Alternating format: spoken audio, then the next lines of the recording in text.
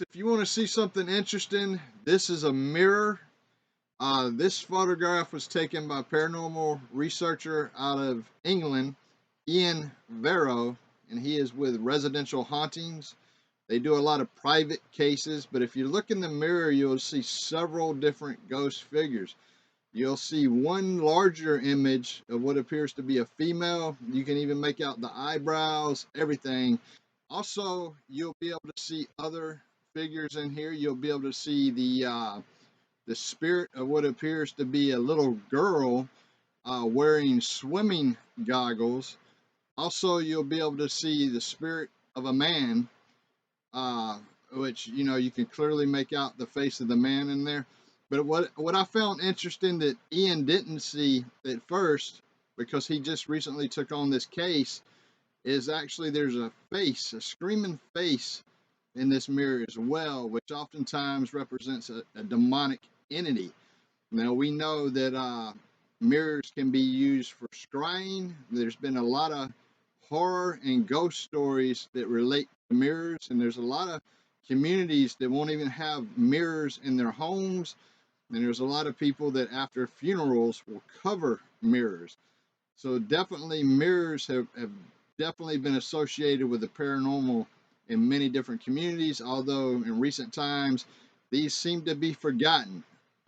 We here at World Paranormal Research Society ourselves have caught demonic faces in mirrors ourselves. But anyway, this is World Paranormal Research Society. You're here with Timothy and Alexandria. And for a lot of folks that may not be aware, scrying has been really around for centuries, and it's really a form of divination that involves staring, of course, into a reflective surface. And practitioners of scrying can look at a mirror, like we've mentioned, fire or water, in hopes of seeing images and visions. And visions that are seen during a scrying session often provide hints of things to come in the future. We know that Dr. John Dee had a scrying mirror. He was key to Elizabeth I in regards to astrology, and he has a mirror. Crystal balls can be used as scrying mechanism, etc. But again, mirrors can be very, very important in regards to capturing. They say that images can use it to transport from one dimension to another, and we know that, of course, mirrors are easily transportable, and they do make a practical scrying tool as well. And in this show, you're going to hear our interview with Ian and what he had to say about this particular case that he's currently working on. Also, Bela Lugosi, a famous horror actor that played Dracula in or the early horror films back in the 40s and 50s. It's just one role that he played was Dracula. He played other roles as well. He had a scrying mirror as well, and I don't remember who ended up with that mirror, but somebody did. And I do know that Ed Wood was fascinated with that mirror as well, because Ed ended up casting Bela Lugosi during Bella's later years, and Ed cast him in some of his films. So again, it was really good to have Ian Varrow from Residential Haunting, and you'll see the pictures as well and the images captured in this particular mirror in this particular case. Hey man, before we get started in the interview, I wanted to tell you in that very last picture that you sent, there's I know that I see a picture of a lady in the very first picture, right? In the mirror. There's like an outline of a lady there, and then I seen That's a the man with, that's a man with a hat, I think. oh, there's a big picture of a lady, like a ghost lady in that. And when I do the show, I'm gonna highlight it and point it out. But Okay. but in the very last picture that you sent, if you look closely, there's a screaming face in there. It's a screaming face. It looks very demonic. That's my interpretation of it. But I did see the girl with the goggles, and I've seen the guy. I seen a guy, but I didn't see the hat. I seen a guy, and you could see his hairline, you could see his ears, you could see his face perfectly. Yeah, it looks like he's got a trilby sat on the back of his head. Yeah, he might. You know, the bad thing is I lost my glasses, man, and I can't see. I look for them all day, and I can't find my glasses. But I was able to see those things perfectly without my glasses. So, and I'm gonna highlight it and put it out. But and that's kind of what we want to talk to you about. But is this that's an amazing capture that y'all got. Okay, we got Ian Varrow with us, World Paranormal Research Society. And Ian, can you give the name of your organization for our fans out here? Yeah, it's residential haunting, private case paranormal team based in Hastings, England. Yes. Do y'all eat a lot of fish and chips? Oh my God. Yeah, well, that's quite, yeah, it's Oh God. quite popular here, especially in a seaside town, yeah. Yeah, yeah, yeah. What pizza places do you like there? Y'all like Italian food and y'all have good pizzas there? Yeah, we have very good pizza here. We got a lot of choice here, actually. Curries are very popular here as well. Oh my God, that's Alexandria's favorite is curry. I remember when I was in London with my boys, we went to a lot of curry places there, and man, I love a good curry with naan bread. Yeah, we tend to, on a night out drinking, you stupidly go for the really hot ones, but tend to regret that the next day. Yeah. What do you typically like to drink? Hey, I drink, well, mostly when I'm out, it'll be lager or Jack Daniels. Oh, okay. Well, yeah. And if I'm at home, it's usually a malt whiskey. Now, let me ask you a question, because with the condition of the world right now, I don't know if your grocery prices has went up in England, but has Yeah, has there been an increase over there, man? oh yeah, quite a bit. But Even for the cheap things are quite expensive these days, and it's getting harder to get hold of stuff as well. oh yeah, yeah, yeah, that's pretty bad. But anyway, I wanted to kind of address some of those things. I know. Okay, man. I want to get you into what people have come to the show to actually hear about, and that would be the fact that you do conduct investigations, and we've said this before. You do a lot of private locations, and I think people need to understand that. A lot of people that do this work does not advertise it, and you work with a lot of clients that want to remain private, and that's 100% understandable. Oh yeah, most of our client base is all confidential. There are some that are quite happy, if we use footage or evidence publicly, they're quite happy with that. But generally, we don't reveal any evidence publicly. So Yeah, and you sent us a picture, and in that picture, I'm just going to tell you what I seen.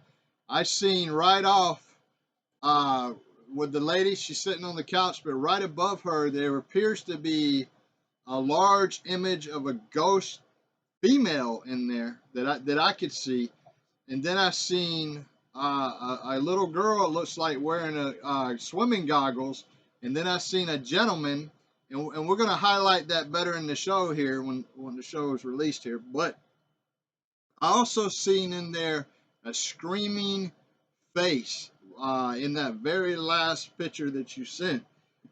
And could you tell us a little bit about what's going on there? well, we were called in because they were having a lot of activity, and the client, the guy I was talking to, he sent me a video footage of what he thought was an orb going across the doorway of the child's bedroom. And when I slowed it down and looked at it properly, it was actually virtually the head and the shoulder of a small figure walking across the room.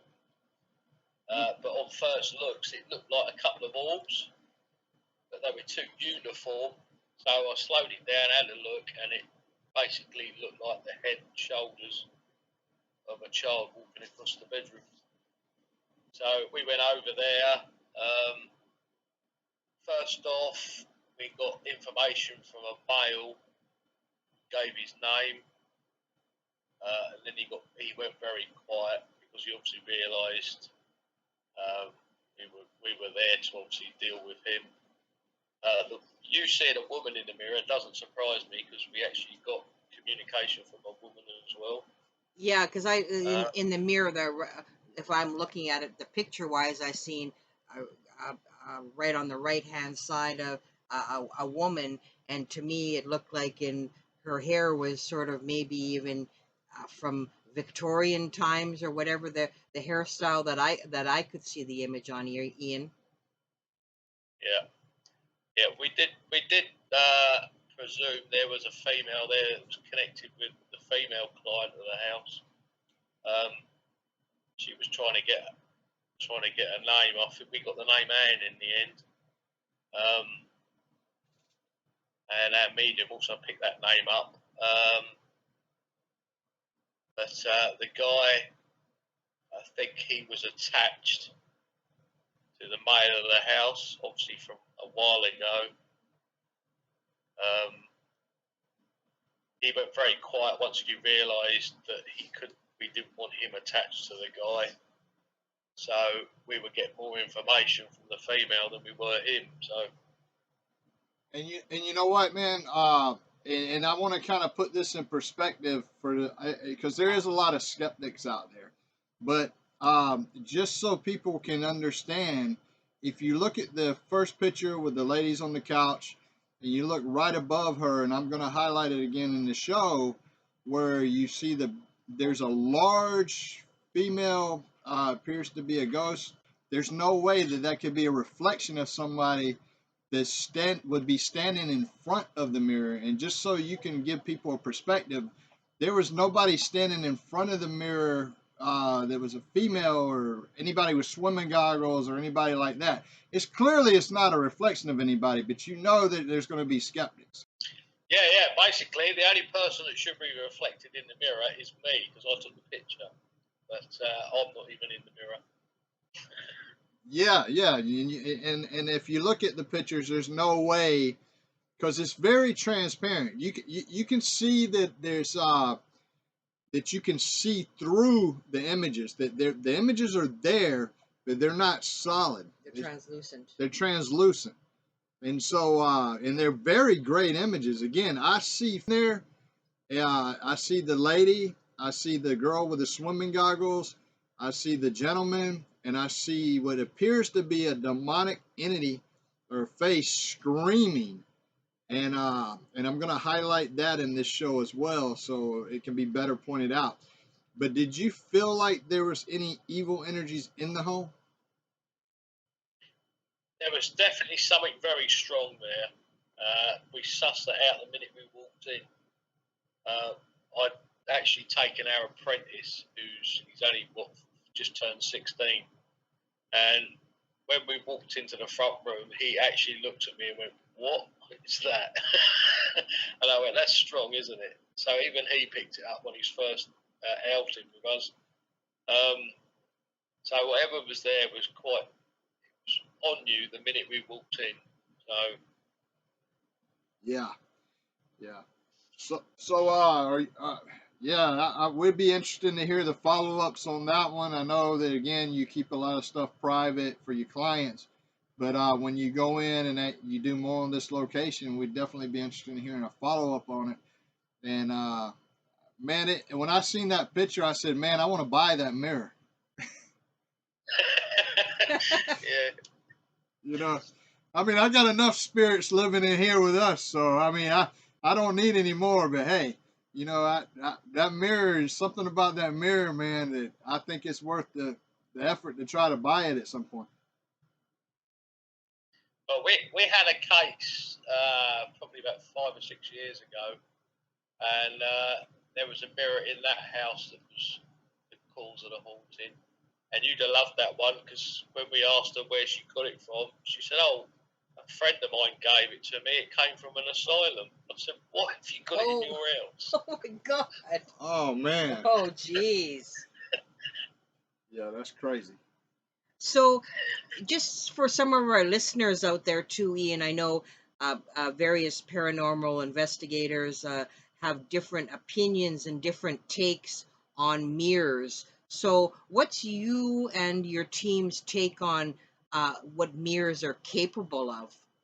I don't think there's any limits to them, to be honest. Some mirrors can be absolutely nothing apart from a mirror, and then some mirrors you find they're the cause for the haunting. They're obviously being used as a way in and out of a property.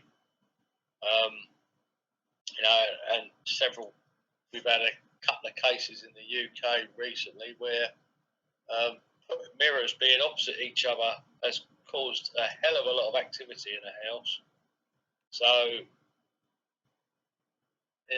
anything's possible. I've learned that over the years that anything's possible. Don't sort of. Yeah, I know. Although you've got to question it, the answers could be mind blowing. Well, if you go back to even the 50s, Bela Lugosi, he was into that scrying. And I forget who ended up with his mirror. I don't know. I know Ed Wood at some point messed around with the mirror. But he was definitely into scrying. And a lot of people don't understand, like, when they venture out and try to communicate with things or entities or anything, that they better know what they're doing. And we've been doing this for a long time, and you've been doing this for a long time. And if people don't know what they're doing, they definitely should not try to communicate. No, definitely. We tell clients that. I mean, we've had a case of some clients investigating in their own house. We say, just don't do it. We don't do our own houses. So, we want to go home to a nice, normal place, after being out investigating. So we don't do it, so you shouldn't do it. Yeah. So are you working on a lot of cases right now? We've got a few on the go. Just waiting for dates to go and deal with another two. And that Ouija board that you sent to Alexandria that won the contest, let me ask you something. I know that I watched that documentary, by the way, some of it. I seen it online. And you said it had been to a lot of the evil locations there, right? Could you describe a little bit about what all might have happened, where that Ouija board that we got actually was at? I know it went to Cannock Chase and the Four Crosses Inn, which both places are known for black-eyed children. Although the ones in Cannock Chase are suspectedly the victims of a serial killer, but that's not been confirmed at all. It also came to Pluckley, which is in the Guinness Book of Records for the most haunted place in the UK. That's where I was in the woods, Screaming Woods. But before you go too far, can you describe a little bit of what happened to you in those woods there? We didn't get much activity on the Ouija board, but the strangest thing in that woods was I've never been in a wood that's so silent. You didn't hear anything. You're expecting a wood to hear wildlife moving around. There was nothing. We had an owl which seemed to be circling the woods, but it would never come over the airspace of the woods. Wow. It was deadly silent. Yeah. What's the craziest location that you were at during that time? I only did Pluckley. Dale and Justin did several other. They did another 8 locations with other investigators. There was quite a few. What about in your whole time as a paranormal investigator? What's been the craziest location that you've been at? Craziest one was a private case where we had 35 ghosts, one house. Wow. And the activity never stopped all night. Wow, that's awesome. Even to the point where I was stabbed in the back by one of them. Gee, oh my God. Which I felt it, but there was no physical marks left. It just took me by surprise, and probably a good reaction was I laughed. So the fact they were trying to scare me off, and I reacted laughing, probably debunked it a bit, and it didn't give them what they wanted, to be honest. But Yeah, you didn't give them what they want, and that's what I've taught before when I've taught people about. I've even written about it in books that our evil spirits don't like it where you make a mockery and you laugh at them. It just pisses them off, and they actually tend to leave when you make them the end of a joke. I know that sounds crazy to a lot of people that's listening. Now I'm talking about spirits. I'm not talking about demons. Demons, we have yet to see if that'll work on a demon. I suspect it may not, but at least for spirits, it does. nah, probably not. Yeah. I just had a question, Ian. I know a lot of listeners or fans out there may be interested in this. Have you ever been involved in a location that had like a Freemason, like a lodge, or anything to do with the Hellfire Club that had any kind of rituals to do with Freemasonry in there? Not directly, but we have had investigations involving Aleister Crowley, who was at one stage a Mason. And our cemetery in Hastings is actually, it's got symbols of the New Dawn on the building. Oh, wow. Yeah, I know last time we talked, you talked about Crowley's Bar. You was telling me about Crowley's Bar out there. Yeah, that's now closed. Oh, man, that sucks. That sucks. Yeah. So, yeah, obviously he didn't like it too much, because in the first week when they opened it, they put the sign, the letters kept falling off the building. So I don't think he was too happy with it being there. Yeah. That's, wow. What about too? I know you're situated in Hastings, and to do with historical context. I mean, the Battle of Hastings and all that I mean, there's got to be a lot of residual energy from these battles that took place. Have you ever been confronted, or anybody in your team have to do with anything to do with historic battlefields or anything like that? Had any entities from any of these battles? Yeah, we dealt with two poltergeist activities in two different properties that were both to do with people that died in 1066. Oh, wow. One of them, he had trapped himself basically because he wasn't religious, but obviously at the point of death he became God-fearing. So he basically trapped himself.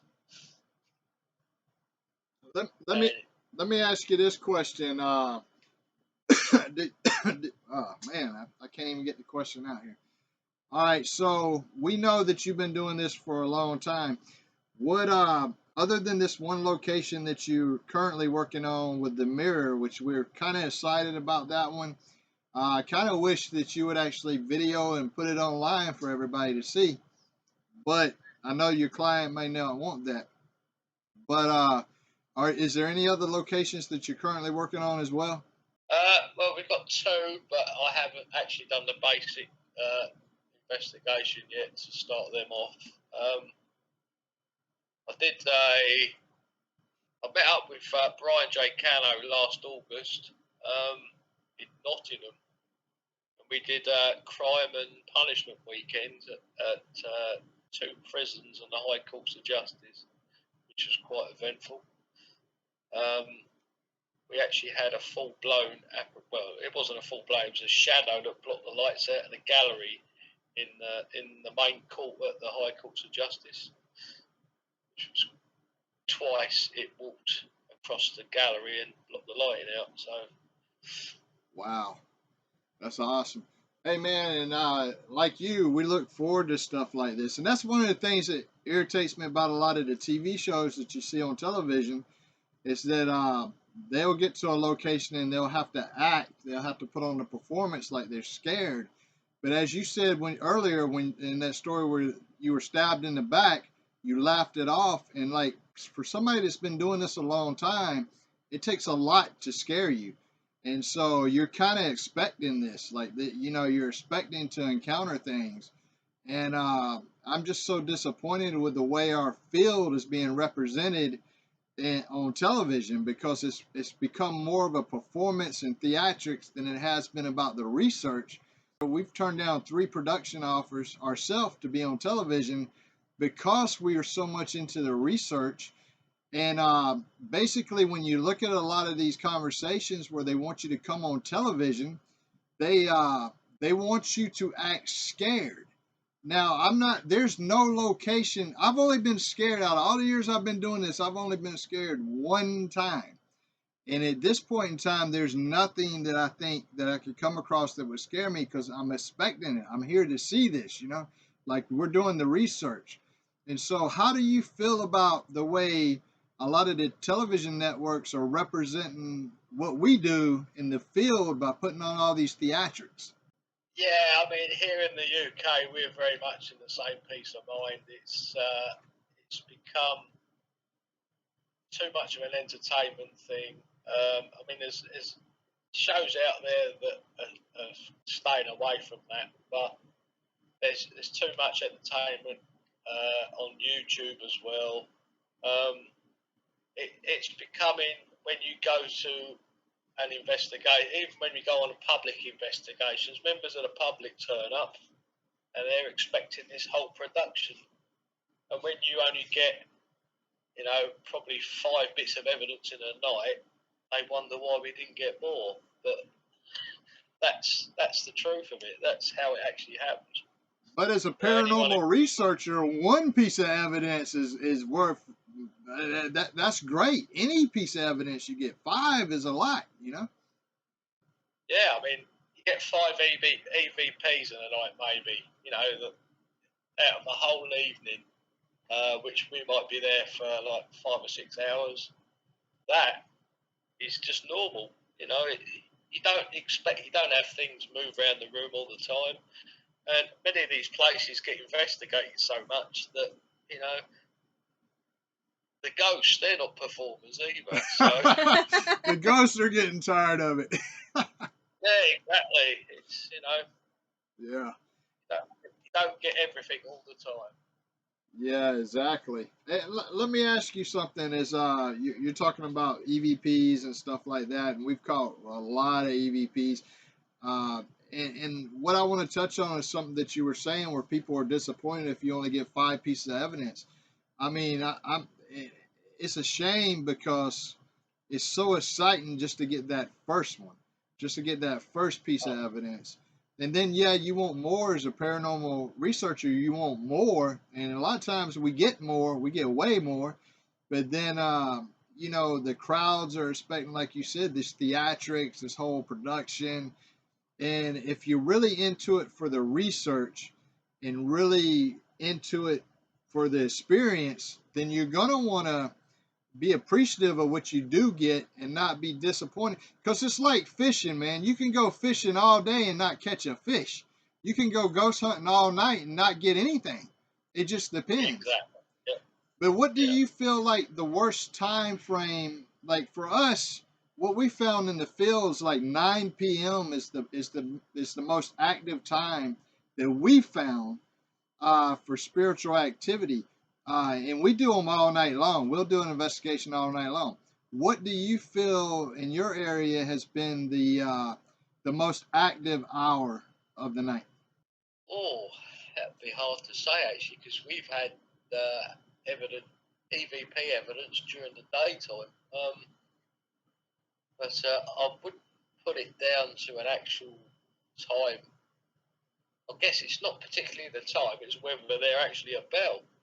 But then again, you're not going to know that when you go there, are you? So yeah, I wouldn't say any particular time of the day is more active than not, but as to say with the contamination, night time's always the better. Yeah, and I got scratched on my neck at a location, 3 scratch marks across my neck in the broad daylight. It was in the daytime. And what I'm trying to dispel is the myth out there that 3 a.m. is the time, because that's something that was put out by Hollywood and book authors, that 3 a.m. is the time, and that's not what we're finding. Actually, we're finding that the time, like you said, it could happen any time of the night, but we find that you get the most encounters that we've gotten. It's been around 9 p.m., but we'll run them all night long, and we'll still get either EVPs, apparitions. Alexandria got pushed down the stairs of the location. That was probably at like 2 in the morning. So it's different hours, and I'm trying to get people away from the myths of certain time frames. So I'm glad you said that it can happen in the daytime. So a lot of people don't realize that it can absolutely happen in the daytime. Oh yeah, ghosts haunt a property all day long. They're there 24/7. You know, it's just down to the fact that people are busy during the day and their minds are active with other things, that they probably don't notice anything. And it's at night when you're sitting down and relaxing is when you begin to notice things. Yeah. Let me ask you a question. As a paranormal researcher out there, are you going to be putting out any kind of books anytime soon? I'm in the process of writing one, but it's a slow process. Well, man, we've done very well with books, and I'm going to tell you that there'll be a lot of people who will be great in Canada and the U.S. that would love to read your book, I'm sure. And so you got a lot of stories to tell, man, and I would highly recommend you writing a book for sure. Yeah, I've been thinking, I started it a while ago. I was thinking about it for ages, and actually, Tessa Morrow, who does Paranormal Prowlers, have you heard of her? No. Not offhand, no. She wrote a book called Who Blew Out the Candles, and it's actually got a chapter dedicated to me and my cameraman in it. So, oh, that's awesome. That's a cool title too. Yeah. Hey, we need to find a link to that book and put it in the description of the show. Maybe a lot of people. I love the title of the book, Who Blew Out the Candles. That's awesome. But it's on Amazon. Okay. And what's her name again?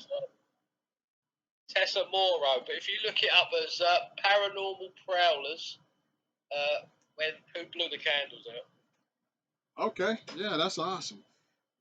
Hey, I had another. Go ahead. I had a question for you, Ian, that a lot of our listeners, our fan base, always have this question. Doing paranormal research, how important is it to you and your team to either have a psychic or a medium along for the investigation? Is it very beneficial to you when you're doing an investigation that you have one of those individuals present? It all depends on the case.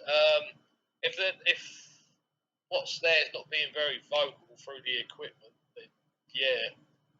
I mean, if we don't take a medium with us, I will always video call one of them. So, we've done cases without mediums when, whatever's there or something that's there could give you information. But if you're not getting anything that way, then you need a medium. But, yeah.